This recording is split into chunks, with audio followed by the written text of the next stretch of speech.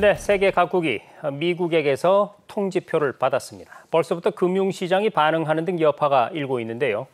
용인대학교 국제교류원의 박승찬 원장과 함께 깊은 말씀을 나눠봅니다. 원장님 어서 오십시오. 반갑습니다. 자, 설마 했는데 관세 서한이 발송이 됐습니다. 트럼프 대통령은 자신의 SNS를 통해서 이 14개국에 통보한 내용을 또 공개를 했어요. 어떤 나라에 얼마나 부과를 한 겁니까? 그 관세 서한 보셨는지 모르겠는데 저는 아침에 그거 보면서 생각이 참 많이 들었습니다. 네. 일단 뭐 차차 얘기를 나눠보도록 하고, 일단 뭐 말씀하셨다시피 한국과 일본에는 공개 서한을 했죠. 그래서 양국 제품에 대해서 25% 상호 관세 이걸 했고, 그리고 나서 한 2시간 있다가 이제 5개국에 대해서 이제 말레이시아, 라오스, 그다음에 남아공, 카자흐스탄, 미얀마. 그러니까 말레이시아 같은 경우는 24%인데 25% 늘어났고, 라오스 같은 경우는 48%, 40% 인하해줬고, 남아공은 30% 동일하고, 카자흐스탄 경우도 조금 하향 조정됐습니다. 미얀마도 한 44%, 기존의 44에서 한 40% 줄어들었고, 그리고 바로 이제 7개국이죠. 튀니지, 그다음 인도네시아, 태국. 사실 태국에 대해서도 참 어떻게 될 것이냐는 관심을 많이 가졌는데, 네. 캄보디아 등 부분에서 같은 내용의 서한이 발송이 됐습니다. 자, 그런데 트럼프 대통령이 국가별 관세 전장의 첫 지목 대상이 이제 막 새 정부가 출범한 우리나라 그리고 일본입니다. 네. 자, 이 한미일은 동맹이잖아요. 트럼프 대통령이 동맹인 두 나라에게 마치 본보기를 보여주는 것처럼 한 이유는 뭘까요? 일단 사실 뭐 내용 보면 하나하나 짚고 넘어갈 게 너무 많이 있긴 합니다. 네. 일단은 우리가 한국과 일본을 같이 합쳐서 얘기를 한다면 공통점을 좀 찾아봐야 될 것 같아요. 네. 그러니까 한국과 일본은 일단은 제조 강국이죠. 그다음에 뭐 미국 입장에서 똑같은 안보 동맹, 매우 중요한 부분들이죠. 파트너죠. 그러니까 매우 이게 역설적으로 느껴질 수밖에 없다. 그리고 또 하나가 이제 미국에 대해서 돈을 벌고 있는 흑자국이라는 것들. 그다음에 또 하나가 또 뭐 이미 한국도 그렇고 우리나라도 그렇고 일본도 미국에 많이 투자를 하고 있는데 왜 이렇게 했냐, 뭐 더 잘해라는 뜻인지, 더 많은 강압적인 것을 요구하는 것인지. 사실 이번에 공개 지금 관세 서한을 보더라도 뭐 지금 한국 기업들, 우리 같은 경우는 이재명 대통령 앞으로 딱 수신자로 되어 있습니다. 네. 미국에 제조업을 빨리 해라. 그러면 관세 없을 것이다. 그러면 뭐 기존에 한 6주가 들어가는 인허가 기간을 3주로 줄여주겠다. 뭐 이런 식의 이야기를 좀 하고 있고요. 어쨌든 이게 뭐 그냥 드러나는 부분들 우리가 봤을 때는 그냥 뭐 더 잘해야 된다, 뭐 더 본보기, 뭐 혹자는 뭐 좀 심하게 이게 군기잡기 아니냐, 뭐 이런 표현까지 나오고 있습니다. 그래서 우리가 이런 부분에서 지금 나오는 내용들을 가지고 사실 우리가 할 수 있는 것과 없는 것들이 많이 있긴 하는데, 내용적인 측면에서 뭐 25% 얘기를 하겠지만 지금 트럼프 좀 관세 서한 보면 이게 한미 간 무역 적자 부분에서 이 25%도 턱없이 부족한 거다, 이런 말까지 지금 하고 있거든요. 네. 그래서 좀 쉽지 않아 보인다, 이렇게 말씀드릴 수 있겠습니다. 네. 우리 원장님께서 그 서한 말씀을 하셨는데 뭐 이미 공개가 다 됐기 때문에 저도 그 내용이 길지가 않아서 보니까 뭐 사실 뭐 Dear Mr. President 리재명, It is great honor for me to. 그러니까 친애하는 이재명 대통령님, 이 서한을 보내게 된 것을 영광으로 생각하고 이렇게 굉장히 정중한 듯 하면서 네. 그 뒷부분에는 정말 하고 싶은 얘기 다 했습니다. 네. 그래서 그 댓글을 보면 네네. 이것은 정중한 척하는 엄청난 협박 아니냐, 뭐 이런 얘기까지. 네. 그 내용 보시면 미국에 지금 이거에서 관세 보복하지 마라, 그러면 똑같이 그만큼 더 부과하겠다. 네. 이게 가진 의미가 뭐겠습니까? 또 분명히 있고, 또 하나가 이제 제3국 경유 방식, 환적할 수 있는 부분들. 뭐 중국산 제품이 한국을 경유해서 미국 수출하는 것도, 이것도 이제 하다 걸리면 더 관세 때릴 거야, 뭐 이런 것들이 묻어 있는 거죠. 자, 그런데 원장님, 우리나라와 일본을 이 본보기로 삼았다고 하면 이제 그를 통해서 다른 12개 나라를 압박하겠다, 뭐 이런 뜻도 될 텐데, 다른 12개 나라 어떤 기준으로 선정이 됐는지 궁금하고, 그리고 유럽연합은 왜 빠진 걸까요? 그러니까 이게 기준이라는 게 참 코액은 코걸이고 기획은 기걸인 게, 네. 힘없는 나라들은 다 지금 뭐 협상이 수월한 나라, 이런 나라들은 다 하고, EU처럼 이제 미국한테 중요하면서 힘 있는 나라한테는 지금 빼고 있고, 네. 이렇게밖에 판단이 안 되는 것들이거든요. 왜냐 그러면 지금 EU 말씀하셨는데, EU가 이제 그때 이제 4월 달에 이제 우리가 보편 관세, 상호 관세 얘기를 하면서 이유는 어떻게 미국과 성실 협상을 하겠다. 예, 그 대신에 만약에 미국이 고일 관세를 부과하면 이유도 가만히 있지 않고 보복 관세를 부과하겠다라고 이제 경고를 했거든요. 네. 근데 그러니까 이제 이런 부분에서 이번에 지금 나오는 것도 이유는 빠졌다는 것들이죠.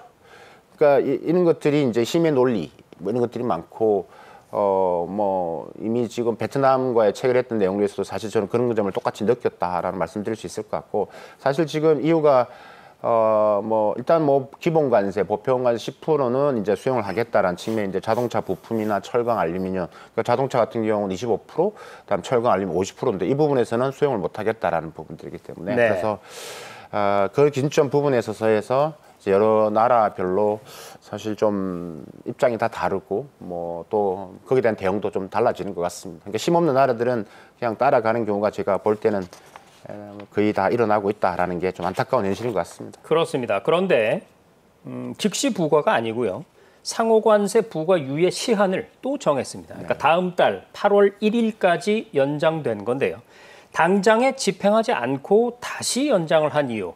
글쎄요. 그 트럼프가 직접 썼던 유명한 책이 있죠. 협상의 기술. 이 트럼프식 협상의 기술인가요? 어떻습니까? 뭐 그런 부분도 있을 것 같습니다. 제 생각에는. 근데 일단 가장 큰 거는 이 국가별로 조금 잘 안 되는 것도 있다라고 보여집니다. 네. 왜냐하면 국가별로 좀 우리가 이야기하는 패키지 딜, 이것을 안보와 엮기가 단순히 관세와 무역만 넣는 게 아니라 네. 안보와 같이 넣어서 풀려고 하는 아젠다도 있기 때문에 이제 그런 부분에서 시간이 좀 부족하다. 그래서 이걸 좀 더 지금 진행되고 있고 또 품목별로 이야기할 때 많은 품목이 있다 보니까 그 부분에 시간적 여유가 좀 필요할 거다 생각이 들고 사실 USTR을 보면 직원이 매우 제한적이고 하고 여러 나라 동시에 한다는 게 쉽지 않거든요. 근데 그런 것도 좀 현실적으로 저는 있다라는 생각이 듭니다. 두 번째는 더 이제 베트남도 보여줬고 하면서 또 압박할 수 있는 또 네. 그런 카드로서도 충분히 유용하다라고 판단을 한 것 같습니다. 그렇죠. 네. 자, 그런데 자꾸만 이 관세 부과 시한을 연장을 하다 보니까 미국 내에서는 트럼프 대통령을 조롱하는 분위기까지 지금 나오고 있습니다. 트럼프가 항상 겁을 먹고 도망가는 겁쟁이다. 이런 의미의 뉴욕 증권가에서 신조어까지 나오고요.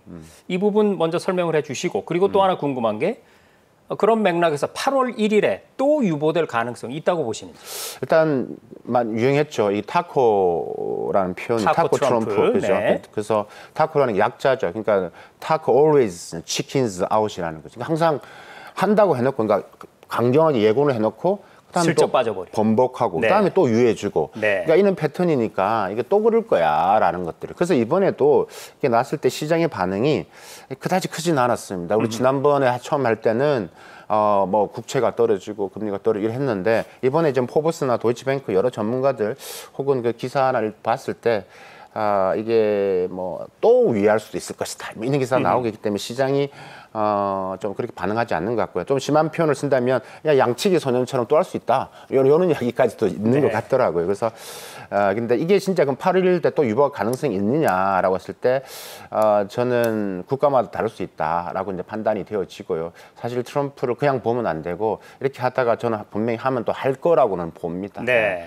그렇기 때문에 근데 이게 국가마다 얻을 수 있는 게 다르기 때문에 그러니까 우리가 앞에서 말씀드린 14개 국가 중에서 여러 아프리카라든지 그다음에 우리 동남아 국가들은 핵심은 많이 이제 무역 적자를 줄이는 것도 있지만 이 중국산 제품이 경유해서 들어오는 것을 막는 게 매우 큰 거고 네. 한국 같은 건 또 다른 이슈가 있거든요. 그럼 또 중국과 이슈라든지 공급망 이슈라든지 그래서 디커플링 해라 이런 여러 가지 이슈가 맞물리기 때문에 거기에 따라서 8월 1일 유보 가능성도 저는 배제할 수 없다.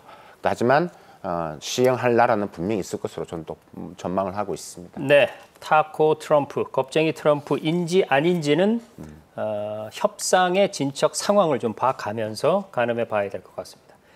트럼프 대통령은 이번 서한에서도 강력하게 주장했듯이 관세 장벽 때문에 미국의 무역 적자가 어마어마하다. 실제로 작년에 미국의 무역 수지 적자액을 보면 사상 최대액이긴 합니다. 그런데 원장님, 네. 과연 이 미국의 만성적인 무역 적자가 관세 때문인 게 맞습니까? 여러 가지 이유가 있죠. 여러 가지 이유가 있죠. 근데 뭐 여러 전문가들마다 또 의견도 다르고 하는데 또 공통적으로 일단 이야기할 수 있는 것은 일단 수입을 많이 했다라는 것은 많이 쓴다라는 이야기죠. 네. 미국 소비자들이 많이 쓴다라는 것은 그만큼 경제가 좋아졌다라는 이야기고 네. 그렇기 때문에 무역 적자가 늘어나는 것은 어떻게 보면 일종의 미국 경제의 호황이 하나의 역설이다 이런 표현을 하거든요. 이렇게 하기 때문에 미국 무역 적자 이야기를 그러면 뭐 이런 전반적인 공통된 의견도 있지만 크게 한 4가지 정도로 좀 우리가 시청자분들을 위해서 좀 요약을 한다면 첫 번째가 일단은 공급망에 많은 변화가 생겼다. 우리가 지금 글로벌 공급망 이슈 미중간부터 해가지고 지금 변화가 크지 않습니까? 그런 공급망의 변화에 따라서 지금 뭐 들어오는 가격, 그러니까 미국이 수출할 수 있는 부분들은 줄어들고 수입하는 게 늘어나면서 공급망의 변화가 생긴 거고. 두 번째가 이제 달러 강세로 인해서 미국 제품의 경쟁력이 더 약화됐다라는 부분들, 그러니까 수출이 더 안 됐다라는 부분들이겠죠. 세 번째가 어떻게 보면 트럼프가 가장 관심을 또 가지고 있고 이번에 서한에서도 미국 제조업에 대한 부분들 의지를 이야기를 했고 미국에 네. 투자하라는 이야기를 했다시피 미국 제조업에 대한 부진 이런 것도 하나의 요인이다 볼 수 있을 것 같고 네 번째가 이제 제가 모두에 설명을 드렸다시피 미국 경제 호황으로 인한 소비 증가 이런 4가지 요인으로 무역 적자가 지금 뭐 만성적으로 생기고 있다. 이것을 해결하겠다라는 거기 때문에 사실 만성 적자, 무역 적자뿐만 아니라 정부 재정 적자 이런 쌍둥이 적자를 해결하기 위해서 지금 모든 방법을 좀 강구를 하고 있는 거고 그 수단이 관세라고 굳건히 믿고 있는 거죠. 네. 뭐 여러 가지 원인이 원장님 말씀해 주신 것처럼 있는데 유독 그 관세 하나만을 가지고 해결을 하겠다. 그래서 뭐 서한에서도 나와 있지만 기업들 다 미국으로 들어와라. 들어와서 제품을 만든다면 뭐 단시간에 인허가를 다 해주겠다. 맞습니다. 뭐 이런 얘기를 하는 것이 글쎄요, 너무 이렇게 입구가 여러 곳인데 출구는 한 곳에서 찾는 게 아닌가 그런 생각도 들고요. 네. 자, 트럼프 행정부의 이 수위 높은 상호 관세 부과 과연 실효를 거둘 수 있을지 궁금해지는데 여기서 우리 글로벌 인사이트만의 장점이죠. 역사를 한번 되짚어 보겠습니다. 미국이 역사상 이렇게까지 강력한 보호무역주의를 실행한 적이 있었는지, 있었다면 실효가 있었는지 설명 좀 해주시죠. 자, 이게 중요한 부분인데 사실 우리 프로의 매우 장점입니다. 그렇습니다. 이걸 같이 하는 게 아무 데서나 이런 거 안 나옵니다. 여러분 지식이 네. 매우 도움이 된다라고 생각합니다.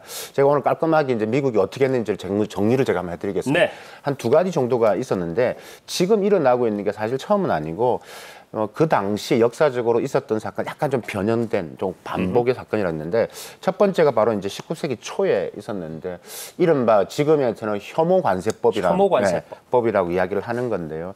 이게 사실 좀 지나고 나면 미국의 우리가 남북 전쟁이 어떻게 보면 또 하나의 단초의 역할을 했던 부분들인데 이게 뭐냐면 이게 1828년도죠. 이게 이제 영국에 들어오는 여러 이제 뭐 우리가 면화라든지 그다음에 담배 뭐 이런 부분들이 들어오는데 이게 너무 많이 들어오는 것들이죠. 그래서 그때 한 미국이 61.7%에 해당하는 높은 관세를 부과를 했었습니다.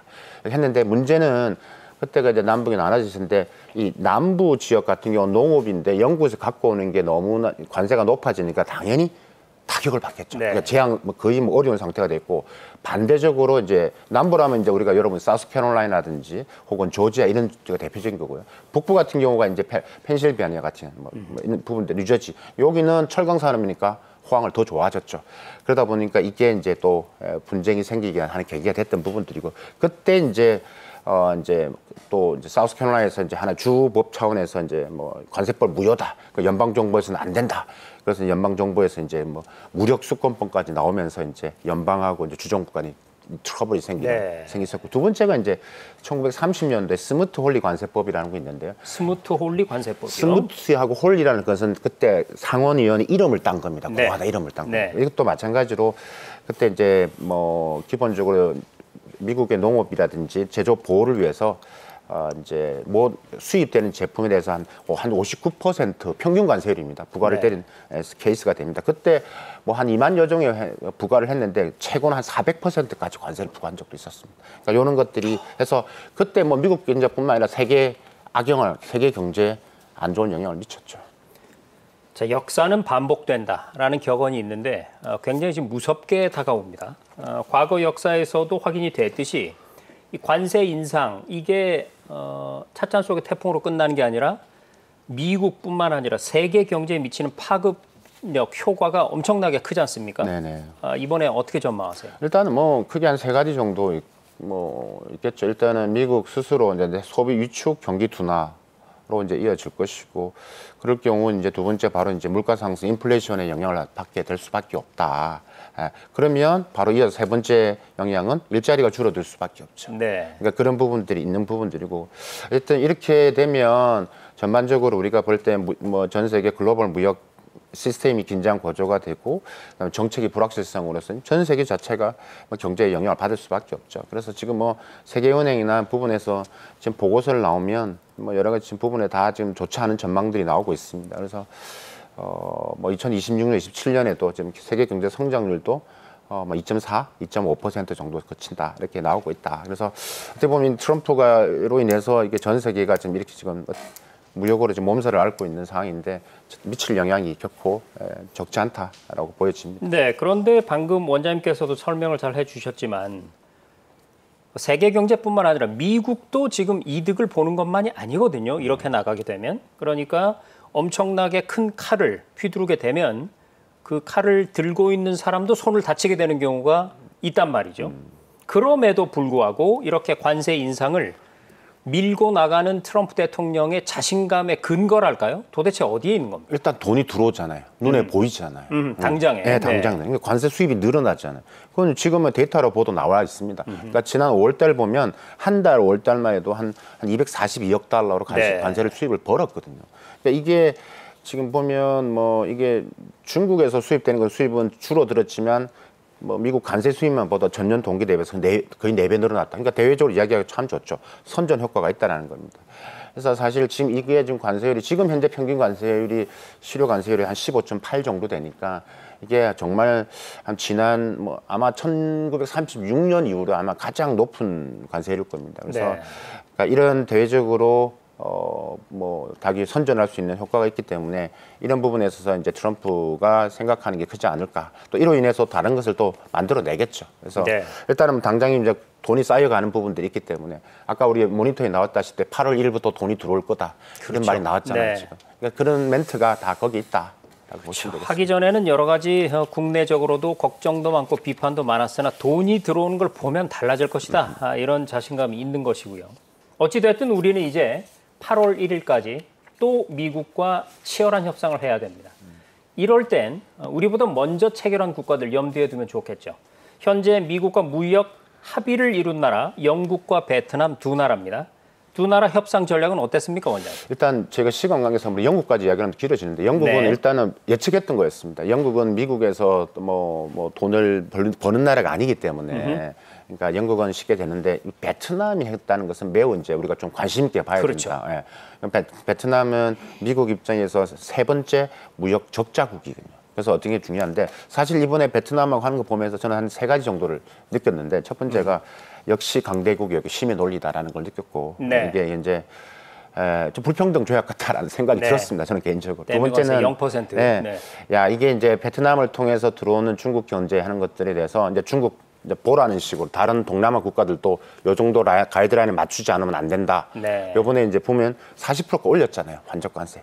그런 것도 있었고 그걸 보면서 또 한국한테 주는 메시지도 있죠. 우리가 또 어떤 걸 또 개방을 해야 되는지 이런 걸 있다라고 보여지고 내용을 좀 보면 뭐 일단 뭐 미국산 제품이 베트남 들어가는 건 다 무관세죠. 근데 뭐 베트남 제품이 미국 가는 거는 이제 20% 내려갔지만 환적 관세는 40%. 미국 비행기 사주기로 했죠. 한 50대 정도. 농산물 구매해 주기로 했죠. 지재권 침해 이슈도 있죠.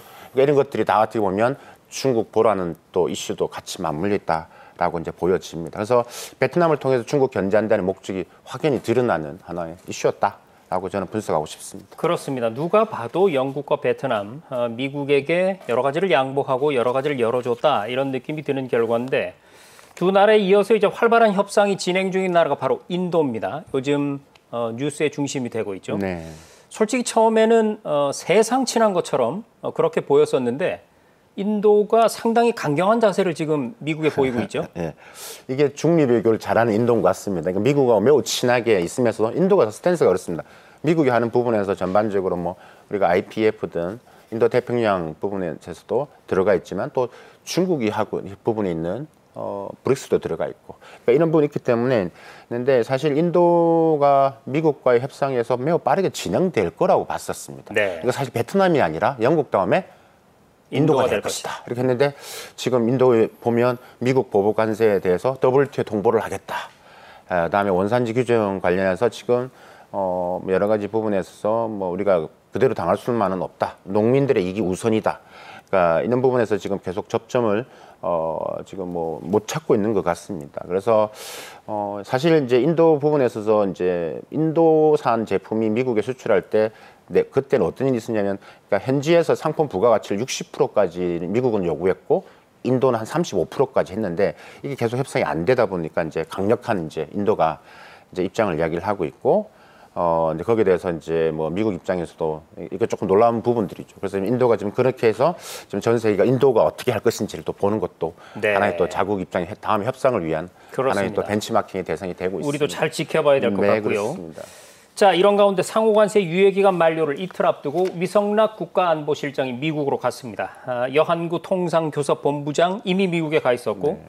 이재명 정부 출범 이후에 안보실장의 미국 방문이 이게 처음인데요. 원장님, 미국과 우리나라의 협상 지금 어떻게 진행되고 있습니까? 이게 이제 단순히 이제 무역 관세 협상이 아니라는 거죠. 이제는 그러니까 유성락 이제 안보실장께서 가셨다는 의미는 경제 안보와 연관되어 있고 안보적 관점에서 합쳐지고 있다라고 이제 보시면 될 것 같고, 그게 이제 우리가 패키지 자꾸 줄라이 패키지라고 했던 표현이 여기서 의미가 이제 확연히 드러난다. 그래서 이제 안보적 관점에서 이제 한국 역할을 강조하신 것 같습니다. 그래서 마르코 루비오 장관도 만났죠. 논의를 한 걸로 알고 있고. 뭐 이제 최선을 다해서 이제 뭐 8월 1일까지 합의를 해서 긴밀히 소통하겠다 이런 식으로 이야기를 했고 이제 힘을 실어준 거죠. 우리 통상교섭본부장이 지금 하고 있는 부분에서. 근데 결국은 이제 우리가 지금 노력하고 있는 방향은 전략은 이런 것 같습니다. 결국 그러니까 한미 간의 상호 보완적인 부분에서 제조업의 협력 프레임을 위해서 노력하자. 그러니까 한국 보고 양보를만 요구하는 게 아니라 네. 협력을 해 나가자. 우리가 조선업이든 우리가 지금 갖고 있는 경쟁력, 그러니까 AI라든지 반도체라든지 전기차, 배터리, 바이오, 지금 미국 입장에서 한국이 없어서는 안 될 매우 중요한 파트너입니다. 근데 이런 부분에 있어서의 협력을 하고 우리가 그 역할을 해주겠다라는 부분들을 지금 이야기를 하고 있고 설득을 하고 있는 단계다. 네. 그런 부분들에서 조금 우리가 전체적으로 지금 논의되고 있기 때문에 좀 기대를 또 해봐야 되겠죠. 네.